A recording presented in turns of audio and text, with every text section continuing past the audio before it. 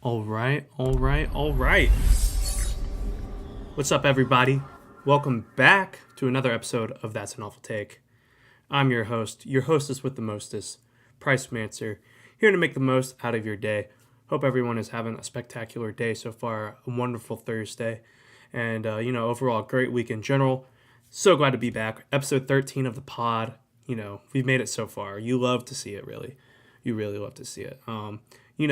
We're here. NBA trade deadline just passed through, and man, I mean, we don't realize it yet, but this is probably the biggest trade deadline in NBA history. Like, we just witnessed something that has never been seen before in terms of like people who have gotten traded and the amount of trades and whatnot. Like, it's been spectacular so far. So, hope everyone's been enjoying that. It's going to be the main focus of our show today, as well as the Super Bowl. So, I'm going to talk about the Super Bowl first, who I think is going to win, picks and whatnot. And then, obviously, get into all the big trade deadline trades, some of the small ones, all that good stuff. And then, if we have time, we're going to get into a little bit of the biggest risers from the Shrine Bowl and the Senior Bowl earlier this week. So, going to be great stuff. So, really excited. If you haven't yet, please follow me, I guess, on Instagram and TikTok at TAAT Pod. Link is in the description for the Instagram. Couldn't get the TikTok, but we're working on it, right? So, yeah, without further ado, let's get into the Super Bowl. Take a little look at chat here. My boy Jordan, what jersey that is? Come on, Indiana Pacers, Karis LeVert, baby. What a pull. Shout out Atlanta. Crazy pull there, but you gotta love it. You gotta love it. All right, let's get into it. Shall we? Yes. So, obviously, we got the Kansas City Chiefs and the Philadelphia Eagles Sunday night, 6:30. I mean, it's going to be a spectacular game. I mean, you don't ever see spreads of like 1.5 like this very often, so it's going to be a very fun game to watch. I'm super excited. I know everyone else is. Not really. Honestly, let's be real here. This is not the matchup anyone really wanted. Like, it could have been like the Bills or something else like that, but no, we get stuck with the Eagles and Chiefs rematch. But I'm sure Kansas City and Philadelphia are super excited about that. But anyways, let's get into it. So, the Eagles, they have a great offense, right? And, you have stars. You got Saquon, A.J. Brown, Devontae Smith. You have a stellar O-line. You got a quarterback who has shown that he can get it done when he needs to, and Jalen Hurts. Pretty competent coaching, really just a great offense there. Dallas Goedert as well at tight end. And, Saquon's going to be great in this game. I think we all know this. He is just super electric. It's probably having one of the best running back seasons we've seen in so long. Probably since, like, Chad Johnson or Adrian Peterson, just an all-around stellar season you see here. 2,000 yards and 13 touchdowns. And an Eagles team that has really done really well, 14-3. So great team there in Philadelphia. You got a pretty some unproven rookies in the secondary there between DeJean and Quinion Mitchell, but they've been getting the job done. You have veterans like Darius Slay. You got a stellar defensive line with Jordan Davis and Jalen Carter, Josh Sweat, all those guys, Nolan Smith. And then you have, some good safeties in Reed Blankenship and C.J. Gardner-Johnson. And a great linebacker in Zach Bond. One of the huge surprises this season, I think. Really a guy you wouldn't expect, but gets the job done. Same with the Kobe Dean there. But yeah, really a great team down in Philadelphia. And they have a lot of hype, right? I mean, they are really good. Only lost 3 games this season. And, for a Chiefs team that's been looking kind of weak, at least offensively, you feel like this gives a good chance to the Eagles, right? And I think last game, especially against the Commanders, you put up a playoff high, you put up a playoff high 55 points, and I don't think they could do that without Jalen Hurts, right? Jalen Hurts, he did a great job finding the receivers and the tight ends. One of the big questions I have with Jalen Hurts is that he is very efficient passer, right? But sometimes that leads to where he only throws 15 to 20 passes a game, and he only has 100 yards, and he lets Saquon carry the majority of the workload. But we go on to this game against Commanders. I will say Saquon did have a great amount of the workload. I think he had 3 touchdowns or 2, and then Jalen Hurts also had 3 on the ground. The running game was super important, but through the air, they didn't give up any turnovers, and Jalen Hurts looked good. He had 220 yards, 20 completions, and they looked really good, right? So it's like you're going to have a game like that from Jalen Hurts if they want to beat the Eagles in this ball game, right? If the Eagles want to win, Jalen Hurts needs to step up. I said it again, or I've said it before. I'm going to say it again, and that's what it's really going to take for the Eagles to win. Is Jalen Hurts stepping up and being a great quarterback. And but for the Chiefs, it's like I believe the Chiefs are really in control of their own destiny. Their coaching and experience in these games, in the Super Bowl especially, is completely superior to the Eagles. Yes, the Eagles have been there before, but they're not trying to three-peat. They haven't been to the Super Bowl 5 times in 7 years in the league like Patrick Mahomes has. And there's just a certain pedigree that the Chiefs play with that I don't think the Eagles play with. The Chiefs, they have their guy in Patrick Mahomes. They have Kelsey, and they have, the running backs have been fluctuating, but the defense especially, I think, is pretty underrated, right? You don't really ever talk about them. I feel like no one ever really talks about the Chiefs defense in terms of like the greater scheme of the league, right? Everyone talks about how good the Eagles defense is, or how good the Ravens defense was, or something like that. But the Chiefs defense was very good. You have guys like Chris Jones, of course, and then on the outside you have McDuffie, who's a great corner. You got a great linebacker in Nick Bolton, and we've seen a pretty good season from guys like George Karlaftis and a lot of the supporting crowd down there in Kansas City. So it really helps step up, that Kansas City defense. And what also helps step up Kansas City's defense is their defensive coordinator, obviously, in Steve Spagnuolo. That guy is a genius defensive mastermind, and he does such a great job. And that's why you have a Kansas City Chiefs team who's 15-2, is because every one-score game they're in, they win. I mean, I don't. The 2 Chiefs losses this year are because one was the Broncos when they didn't play a single starter, and the other is against the Bills, where it was at home for the Bills and they won by 10 points, I believe. So in these one-possession games, the Kansas City Chiefs are dominant and they win them. I mean, we saw it against Buffalo.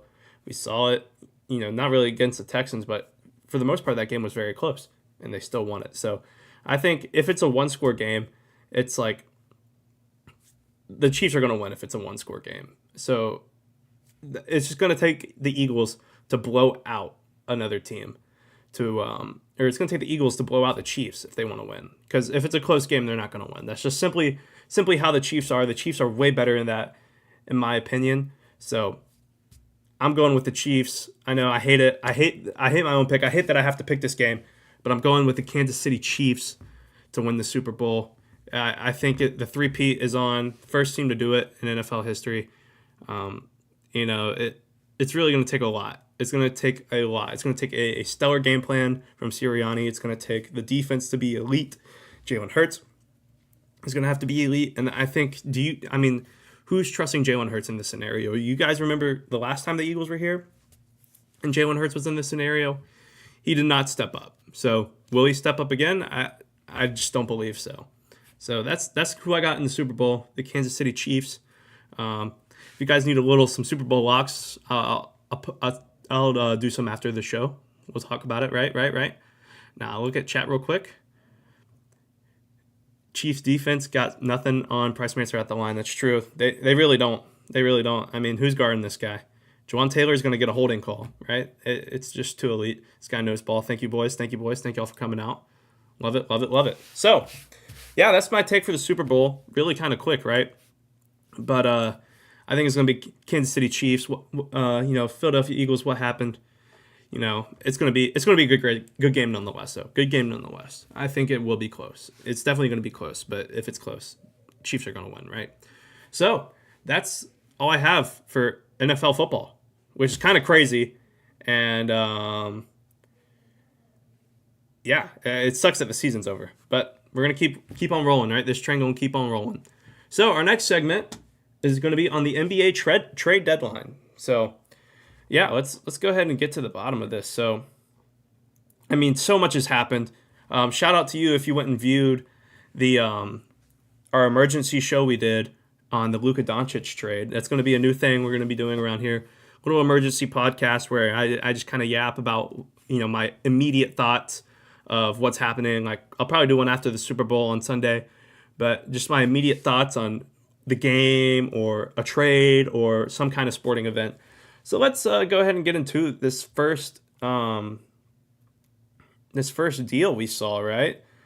Which is Luka Doncic going to the LA Lakers. So really, no one saw this coming, right? You see it here.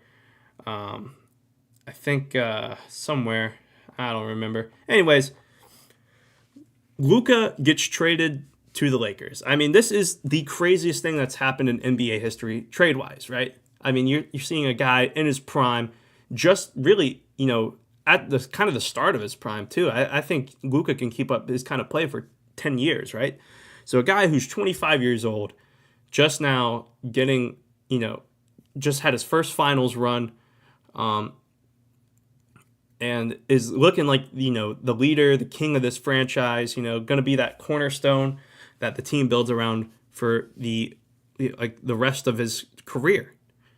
And then it literally felt like out of nowhere that we look at our phone, Shams, boom, Lakers have traded for Luka Doncic. Luka Doncic is going to the Lakers. AD going to the Mavs. And I was in Athens for this. Shout out to the boys. We were all in Athens for a little birthday. And, we were just in the bar in complete disbelief. Just like, there's no way that's real. Shams got hacked. This can't be real. Then ESPN starts posting about it. And then you're realizing, holy cow, this is real.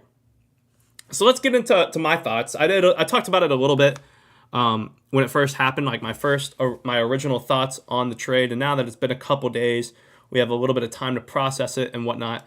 So let's go ahead and get into it a little bit. So the Lakers, they get obviously Luka Doncic, Maxi Kleber, and Markieff Morris. And in return, the Mavs got AD, Anthony Davis, Max Christie, and a 2029 first-round pick. And then the Utah Jazz were also involved and got Jalen Hood-Schifino. Not really a big deal. But if you're the Mavs GM, I forget his name, how do you only get one first-round pick for Luka Doncic? Luka Doncic is a top 3 player in the league when healthy. And, this guy is capable of putting up 25, 8-8 seasons and playing out of his mind. He played out of his mind in the finals. He played out of his mind in the playoffs last year. He's always been great. And he's a stellar basketball player. And then you look at it and it's like, how are you only getting one first round pick? I know you get Anthony Davis. Like, Anthony Davis is a great piece to have. I feel like, especially with this trade, we're really undervaluing Anthony Davis. Anthony Davis is a top 10 NBA player right now. It's not ridiculous to say that. He is an elite rebounder, elite defensive player, and elite offensive player. And I do get, it doesn't make sense. I agree. It doesn't make sense. But we shouldn't undervalue AD and be acting like the Mavs are all of a sudden not contending. Because I think this move, the Mavs are still contending even for a championship with this roster. But we should not undervalue AD. So let's keep it going. So overall, this is a great trade for the Lakers, right? You get one of the best young superstars in the league. It keeps your franchise alive. The ratings, NBA ratings are going to skyrocket, right? You got LeBron and Luka playing together, 2 of the top 3 players in the league. And it's really spectacular that the Lakers were even able to pull this off. So shout out to them. Shout out to them for pulling this off.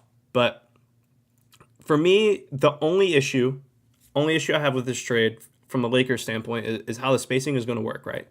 Because while Luka Doncic is technically a point guard, I do believe him and LeBron do very a lot of the same things, similar. Both bring the ball up the court. Both, are kind of have the same build in a sense. Both do the same things pretty well. They both are great rebounders, great assists, or great passers of the ball for their position.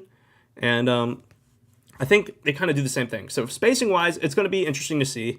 It might be kind of like an ISO gang Brooklyn Nets in a way, where you have, KD and Kyrie and James Harden, where they kind of all score really well.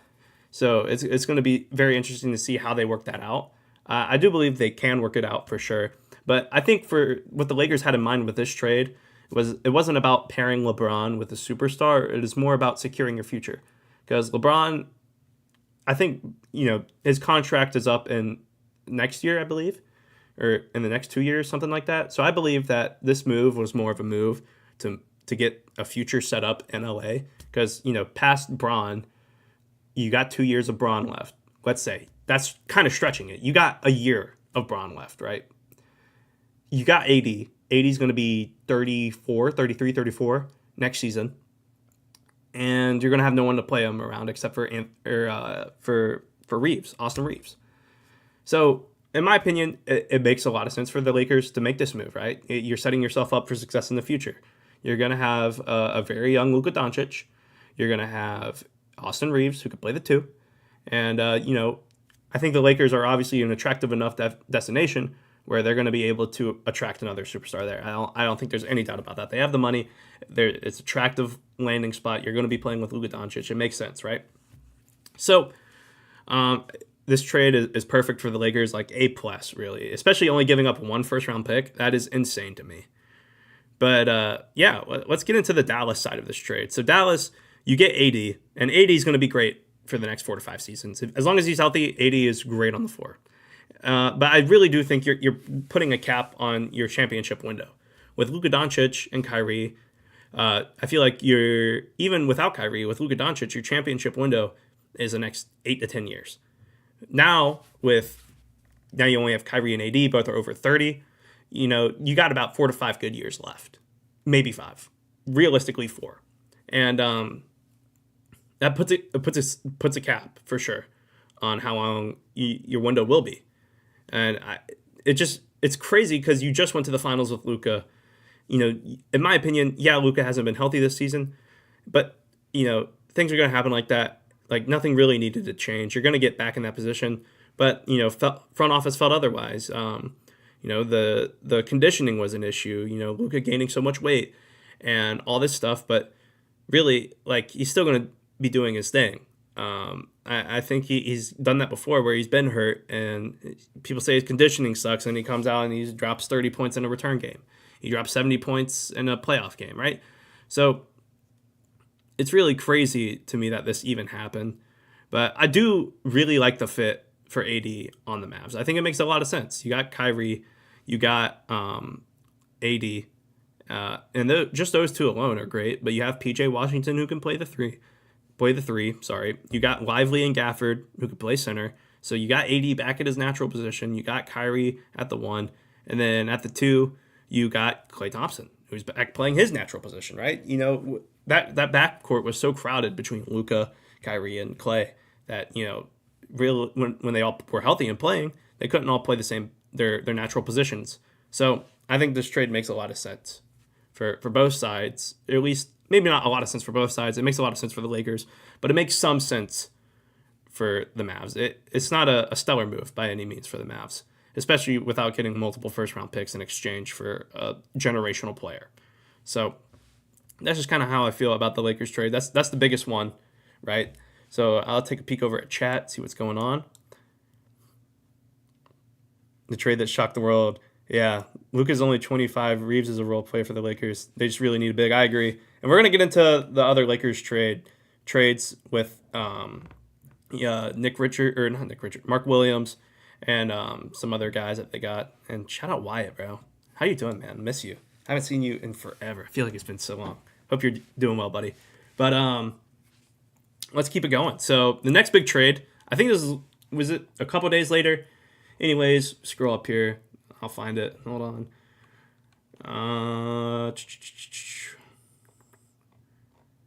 See, I might have gone too far. Yeah, I have. Okay, but the next trade obviously is the De'Aaron Fox trade.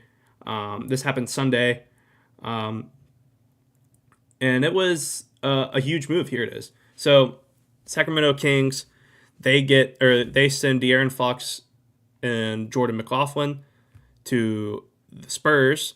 The Kings get Zach LaVine, 3 first-round picks and 3 seconds, And the Bulls get Zach Collins, Kevin Huerter, Trey Jones, and a 2025 first-round pick that is protected and turns into two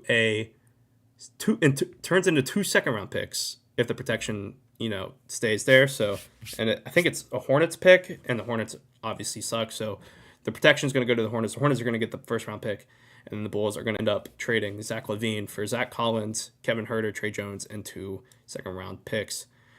But this is really an awful trade for the Bulls. We'll get to that in a second, but let's talk about the Spurs and De'Aaron Fox here. I think the fit here is beautiful.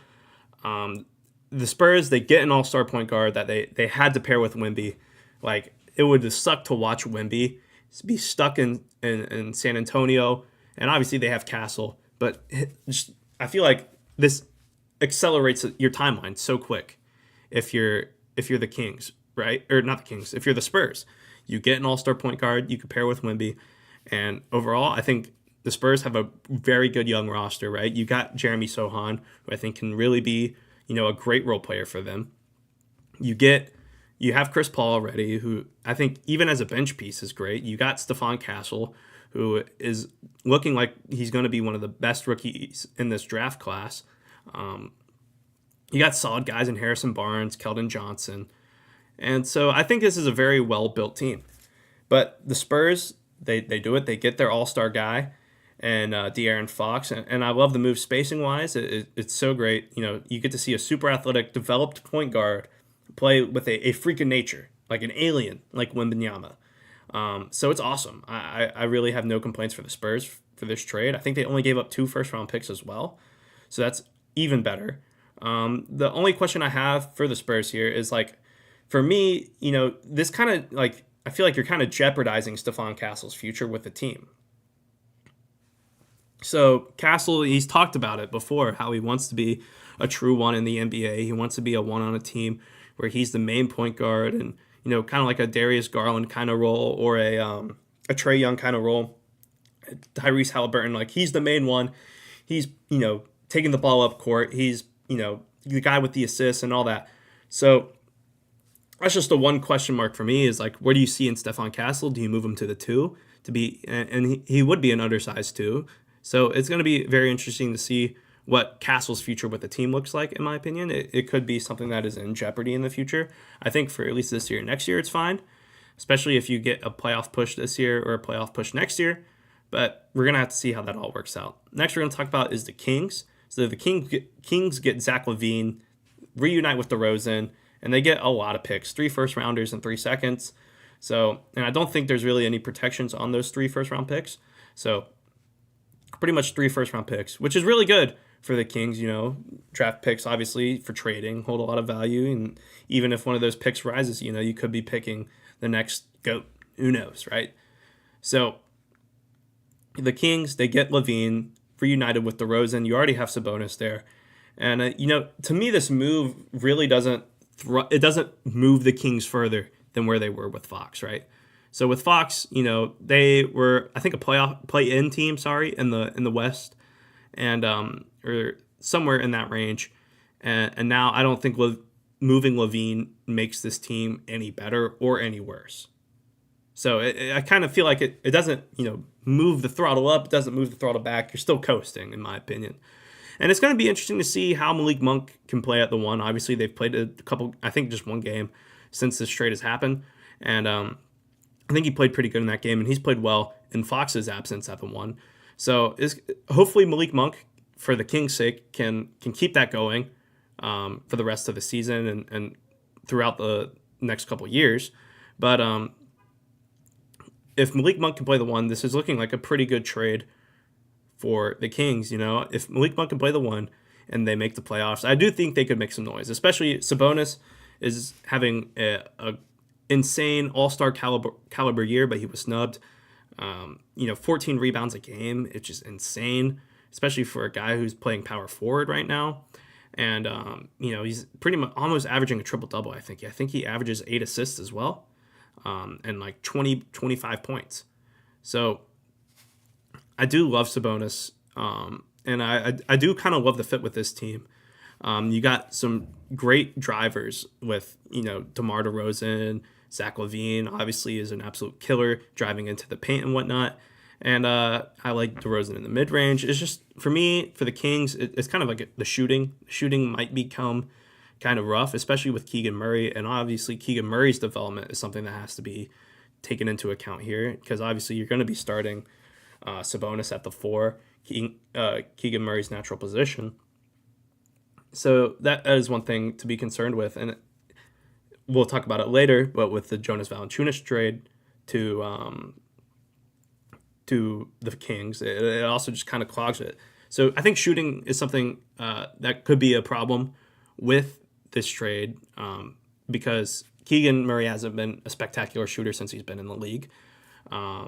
You have Keon Ellis, but other than that, really, I honestly couldn't tell you very many players that are really stroking the ball well, in Sacramento right now. And now let's get on to the Bulls. Oh man. So like if I'm like rating these trades, the Bulls get an F- for this. I mean, this is an awful trade for the Bulls. How do you get one first round pick for Zach LaVine? Just one, which is crazy. Like, I mean, we saw it with Luka, and maybe that had something to do with it. Like, Luka got traded for one first round pick, so maybe getting one first round pick for LaVine isn't that bad. But then you're seeing, we'll see some trades later on maybe that it's like, well, what the heck? So it really doesn't make sense to me that you only get one first round pick in return for Zach LaVine. And it's just rough. And like, I get it. You're focusing on the young core. You got Lonzo Ball, who they extended.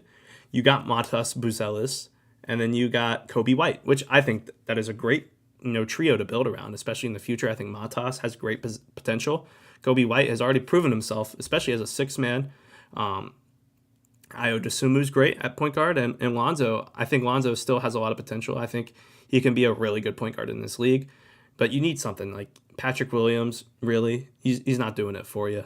And Jared Butler, like who do you have on this team that's really gonna move the needle forward? Yeah, you're getting Kevin Huerter, who's averaging 20% this season, and Zach Collins, who is a great big role player wise, like a great role player big. And Trey Jones, who's a very efficient point guard. But it's just, you should have got more. You should have got more. That is one thing I'll say about this trade deadline, is a lot of teams could have got more. Let me take a sip of water real quick, guys.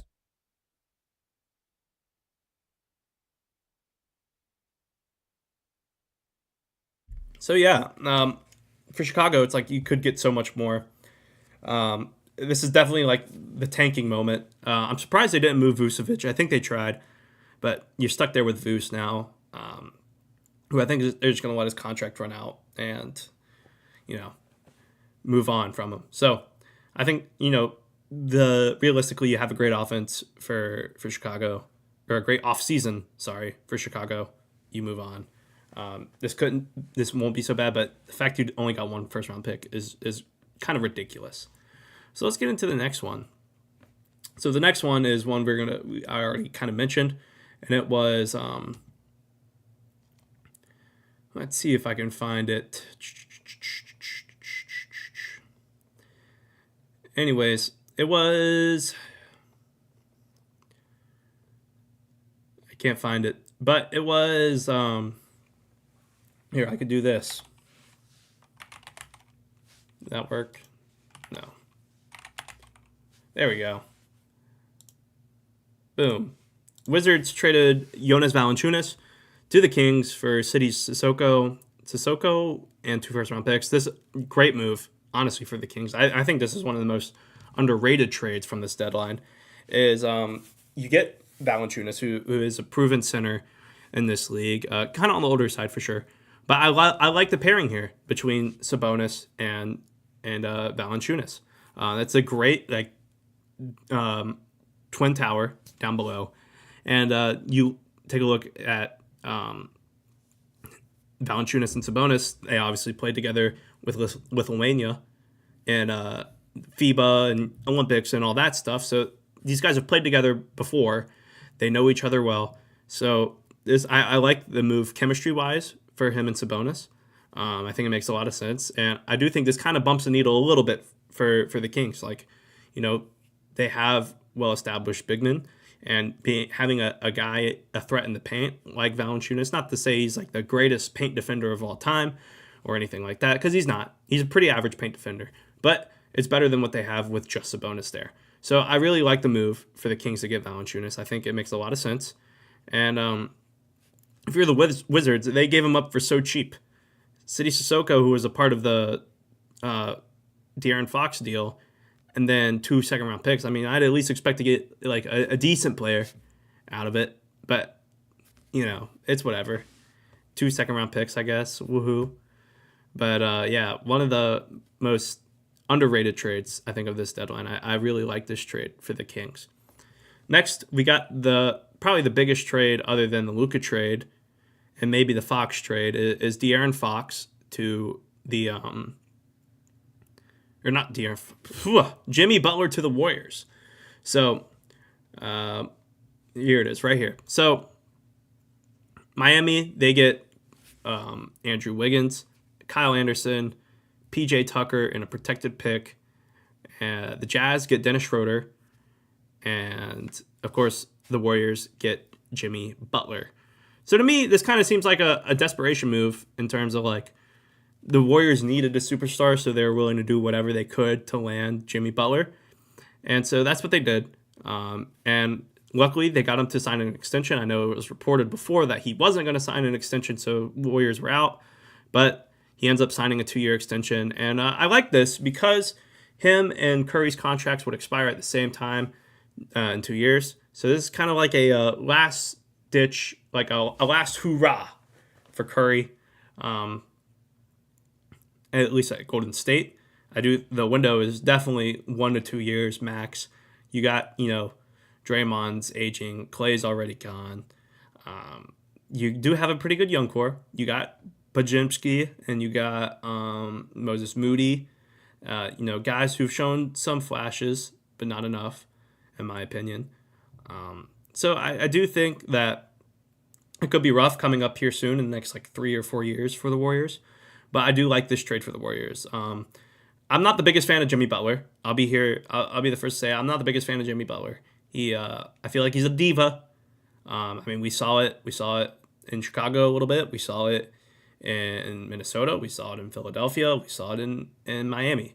So I think him being there on a 2-year deal is probably best because I feel like once it gets past those 2 years, he kind of gets a little crazy. It just doesn't want to be in one place at the same time. Or for that long, maybe. But I do like it. I hope he realizes it's kind of like a last hoorah for the Warriors. Get Steph one more chip or something. I don't think this team really is a championship contender. They have no center. You got Kevon Looney, and I forget the rookie's name, but I watched him the other day. But he was. It's just. You still have holes on this offense or on this team rather. But I do like how they were able to get Jimmy Butler pretty cheap. The Heat they didn't have to give up any of their young core. The Warriors didn't. And I do like the swap. Like Jimmy Butler is better than Andrew Wiggins. I mean, we all know this. And I think people forget how good Jimmy Butler is when he's on. Because when Jimmy Butler's on, he's probably one of the best players in the league, but when he's off and being a diva, it quickly changes, right? But I do like this trade a lot for the Warriors. Steph needed someone else out there, so it's going to be interesting to see. I do think as a duo, they could be very good. New Splash Brother unlocked. Obviously, you have Buddy Hield there too. You didn't have to give up Buddy Hield, Brandon Podziemski, Moses Moody, any of those guys. So I do like that move for the Warriors. The Heat, I feel like the Heat, this kind of leaves the Heat in mediocrity, right? You get Wiggins, who's a good piece, and the Heat have been surviving without Jimmy Butler because you do have a great young core for Miami in Tyler Hero and Bam Adebayo, and hopefully Nikola Jovic shows more potential. You got Jaime Jaquez. So I do think the Heat are a team with a lot of potential. Probably like a superstar away. Because, in my opinion, Tyler Hero is not going to be that superstar top 10 guy in the league, and neither is Bam Adebayo. And I feel like if you want to win a championship, you got to have one of those top 10 guys on your team. So I kind of just feel like this leaves them in mediocrity. You get a great defending and a 3-and-D wing and Wiggins, which is something that anyone could use, any team. But I do like the lineup between you have sorry, my mind just blanked. You got Hero, you got Bam underneath. Wiggins can slide in at the 4 or the 3. You got Haywood Highsmith, who's a great defending guard. Jaime Jaquez, obviously. You guys, there's a lot of guys on the Heat that have a lot of potential. I mean, Eric Spoelstra does a great job down there. So you kind of just stay mediocre, and maybe it could be a thing where they're able to trade for a superstar, one of those top 10 guys in the league in the future, because they have guys like Wiggins who's going to be valuable, and I think there are some young players that you could potentially move, like a Jaime Jaquez could be potentially moved, or Haywood Highsmith, or some of those young guys with value, some Nikola Jovic. I think there's definitely a market for those guys in the coming years. So maybe they're able to pull one of those guys and get a star, right? Next up, we're going to talk about the Middleton trade. So Kyle Kuzma, and here it is, Kyle Kuzma and Chris Middleton. Pretty much a swap, 1-for-1. I think there was a pick swap as well, but for the Bucks, this is a really good move. You're getting a much younger, more athletic version of Middleton. That's pretty much all it is, right? Kuzma is a little more athletic on the boards than Middleton is, and obviously Middleton, I think, is a better shooter than Kuzma, but you're kind of trading that shooting for athletic ability. And when Kuzma's on, he can be very good. I think he's averaging 20 points a game this season, still on a very bad Washington Wizards team. But I do like how he fits in on that Milwaukee Bucks offense, or that Milwaukee Bucks starting lineup with, you got Damian Lillard, you got Pat Connaughton, I think, is starting for them right now, Brook Lopez, Giannis, obviously, and then Kuzma slides in at the 3. I do like that move. And the tank is obviously still on for Washington. I do think, now you have Middleton, but I do think they're going to move on from Middleton as soon as they can, this offseason. After this season is over, they're going to trade him for something. And I wouldn't be surprised if they sell him for dirt cheap, honestly. Because really, it doesn't make sense to keep Middleton. He's got 3 or 4 more years left on his deal. So it really doesn't make sense to keep Middleton in this situation, especially if they're bad and he's averaging, 20 points a game. It doesn't make any sense. Take a sip of water here. We'll get into the next trade, which is Brandon Ingram to the Raptors.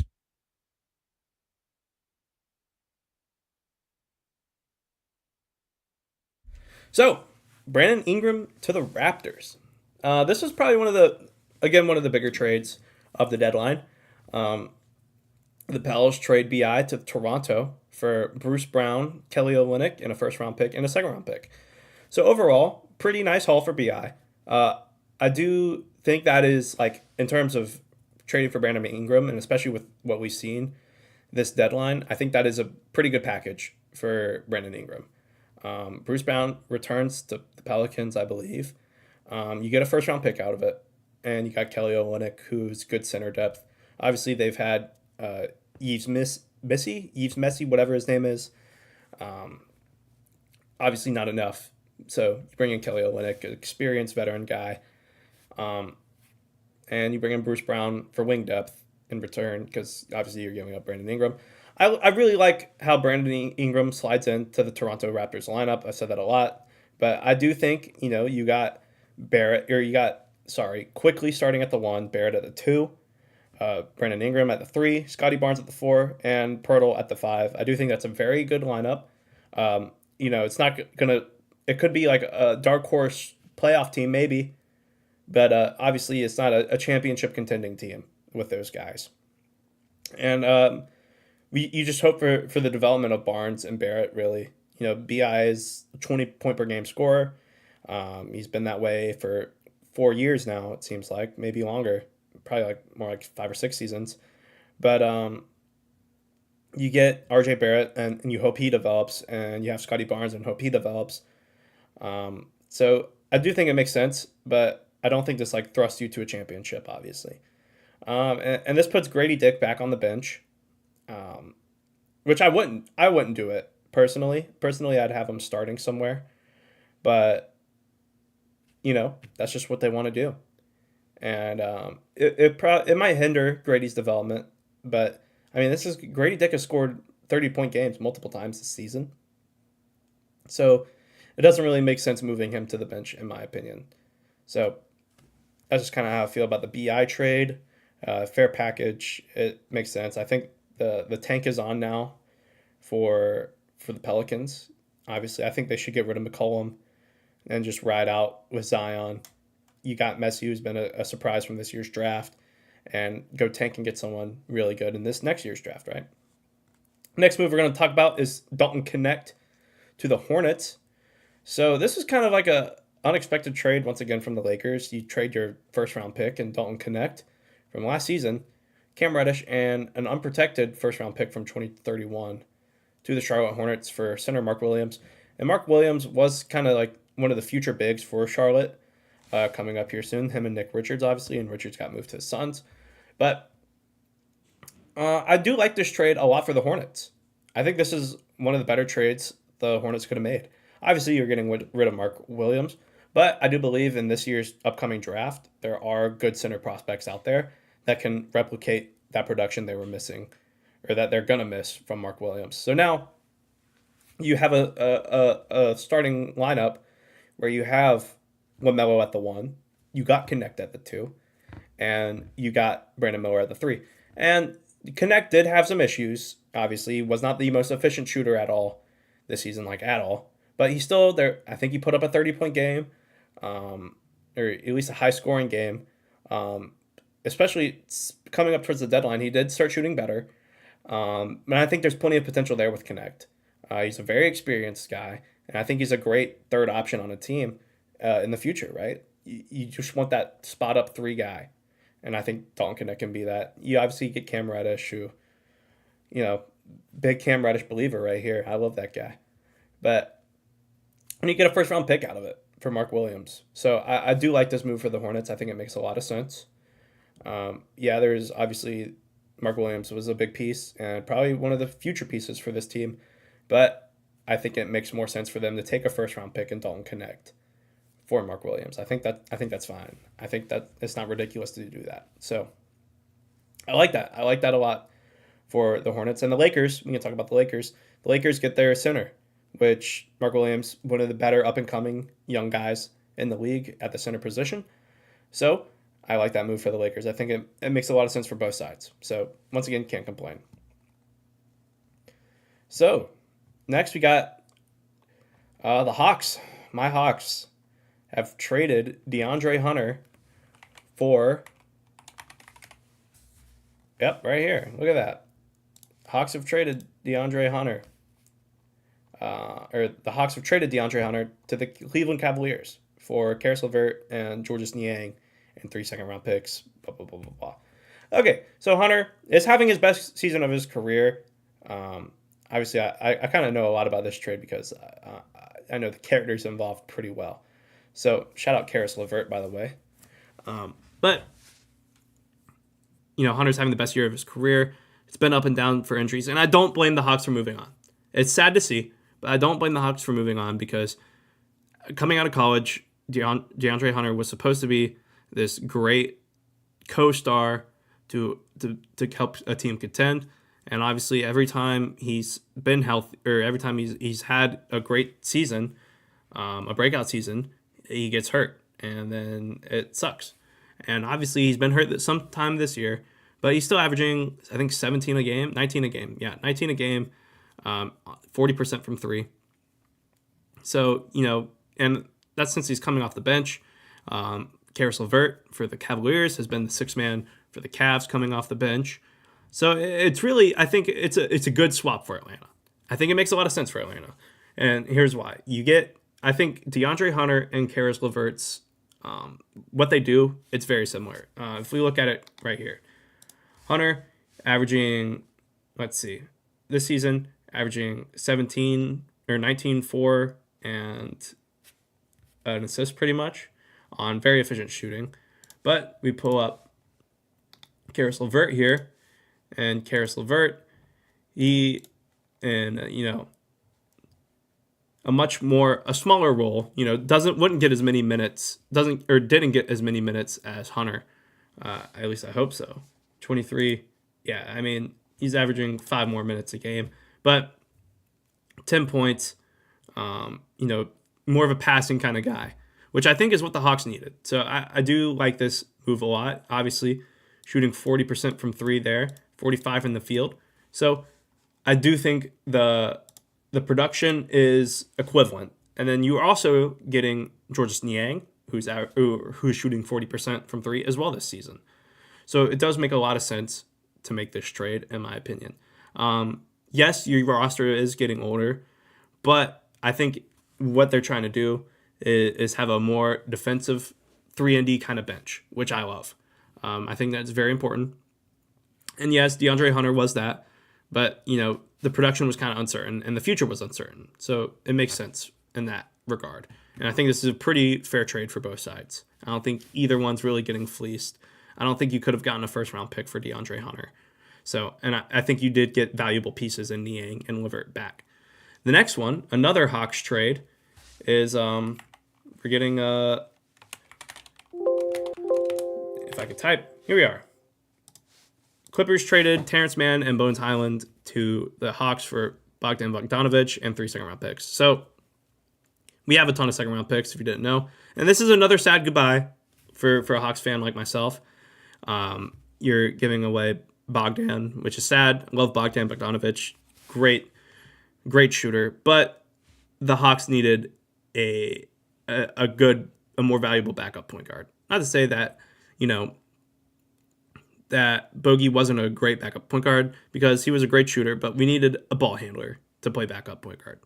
And I think that's what you get. You get a Terrence Mann who's a better ball handler. You get a Bones Hyland, who I think is also a better ball handler than Bogey. And, it's what Hyland and Mann are for. Hyland is a nice 3-and-D guard that'll be very useful at point guard for Atlanta. And then Mann is 6'5". He could play backup shooting guard. Very solid defensive piece, just an all-around guy, right? And I think that's a great pairing. You got Caris at the small forward, Okongwu at center, Bones at the 1, Mann at the 2, and probably Vit Krejci at the 4. I think that's a great bench. I think that's a very solid bench. And if you look at NBA teams, the good NBA teams, for the most part, have really good benches. The Cleveland Cavaliers, the Boston Celtics. I'm trying to think of some teams in the West. There go, only naming the East Coast teams. But I think that it's a pretty solid trade. I don't think anyone's really getting fleeced for that. I do think that the Clippers needed another shooter. So I think it makes sense. I think it's a good move. So that's all the trades we're going to go over. There are some small ones like Marcus Smart got traded to the Wizards, I believe, right? Yeah, Marcus Smart got traded to the Wizards, and they got a first-round pick out of it, so that's good. Good for Memphis, or good for Washington, sorry. And then Marvin Bagley goes to Memphis. Pacers traded James Wiseman to Toronto. Not really a crazy maneuver there. Kevin Porter Jr. to the Milwaukee Bucks. Once again, not really a crazy move there. Pistons got Dennis Schroeder. Cody Zeller got traded for a second-round pick. I think Reggie Jackson also got traded. Oh, Nurkic. Nurkic got traded to the Hornets as well. So Nurkic can be that interim center guy. So I think next year, honestly, the Hornets could be in a very good position, especially they get a 2026 first-round pick and they get Jusuf Nurkic. So I think, the bench depth obviously is lacking in Charlotte, but I think it's a step in the right direction for sure. I really like the move in that regard. That's all for NBA trade deadline. Take a peek at chat here, see if anything's going on. Saw on your story how to check out the pod. Appreciate it. Dude, since 8th grade, 22 now, life's been flying. That's facts, bro. Insane stuff there. But, so that was the NBA trade deadline, and it's 6:50, which leaves me just enough time to talk to you guys about some risers and fallers, or some risers, and from the Shrine Bowl, Senior Bowl, and all that good stuff. So my biggest riser, I think, is Mike Green, the edge from Marshall. I mean, he's just super talented. I was talking about him in my mock draft. I had him going to the Bills at like 30 or 29 or somewhere in that range. Obviously, I think he's risen to a top probably 18 pick now, top 16 pick. He's just that good, super athletic, immense power for his size, like great hands. He can line up in a ton of different stances. He's just crazy athletic. Love it. My next riser from the Shrine Bowl is Ricky White, wide receiver from UNLV. Super athletic, very dependable, displayed great hands, won the one-on-ones, and came away with very tough catches. Kind of a big thing. So, could play a very good deep guy in the league. I really like Ricky White. I think he's going to be very good. Ja'Cory Krosky-Merritt, what an underrated guy. Running back out of New Mexico. Before New Mexico, I think he was at an FCS school. Went to New Mexico, played with, I think, Devin Dampier and all them. And then, he was New Mexico State. Sorry, New Mexico State. That New Mexico State team that beat Auburn, the Diego Pavia team. The running back for the Diego Pavia New Mexico State team was Ja'Cory Krosky-Merritt, who went to Arizona, played very good at Arizona, was an 1,000-yard rusher at New Mexico State, and he had multiple TDs in the Shrine Bowl, offensive MVP, looked great, and it's very good because, this is probably the most loaded running back class we've had since 2016 when it was like CMC, Aaron Jones, Dalvin Cook, like all those guys were in it. So absolutely loaded draft class.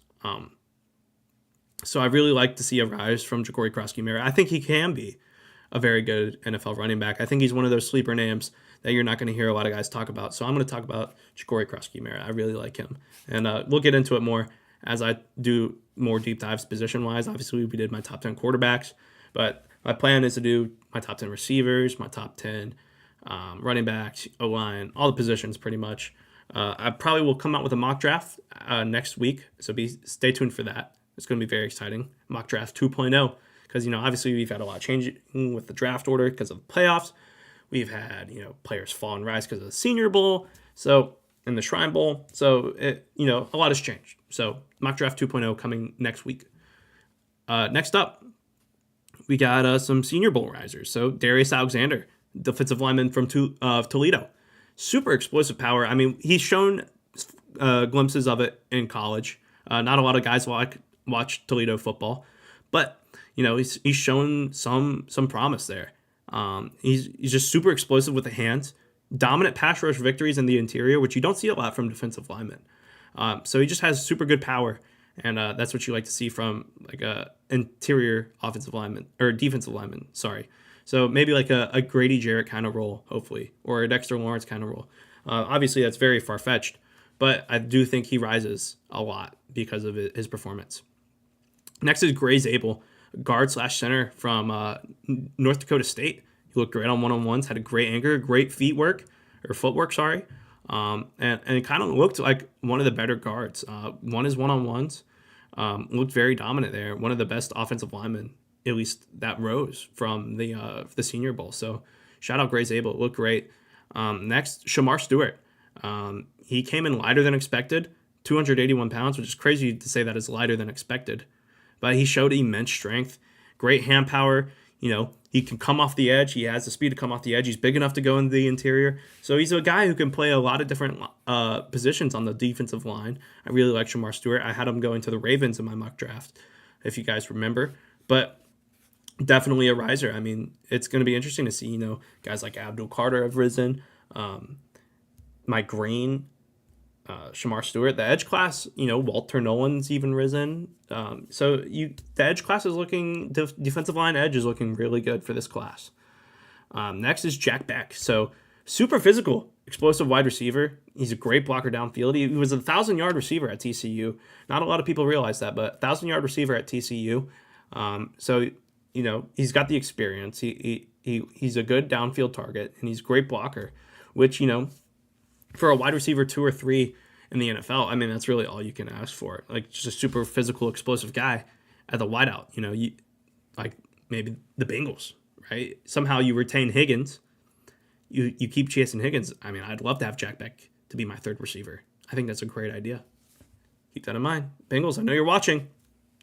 But they should pick Jack Beck. I love that pick. Next is Elijah Arroyo from Miami, tight end. He showed super crisp route running and was very explosive. Fluid catching the ball, doing his thing. So I think he definitely rises. I mean, everyone's looking for those pass-catching tight ends nowadays. You know, the Brock Bowers of the world. It's the Kyle Pitts, unfortunately. Just kidding. But, you know, you're looking for those explosive pass-catching tight ends. I think Elijah Arroyo showed that he could do that. So those are my risers from the Senior Bowl and the Shrine Bowl. Hope everyone's doing well. 6:56, so we'll leave some time for your chat. If you guys have any questions, you know, feel free to ask, and then we'll head out of here. All right.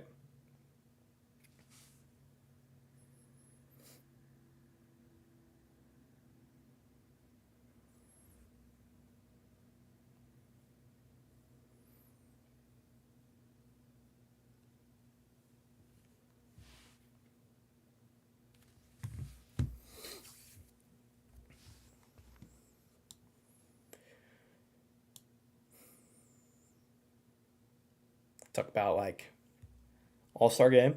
Trae Young snubbed. LaMelo Ball snubbed. Sabonis snubbed. Right. Why is Tyler Hero an All-Star? A lot of stuff there. Oh, MLB. MLB season starting very soon. I'm going to do great stuff with the MLB and gambling. I'm going to go over my parlays.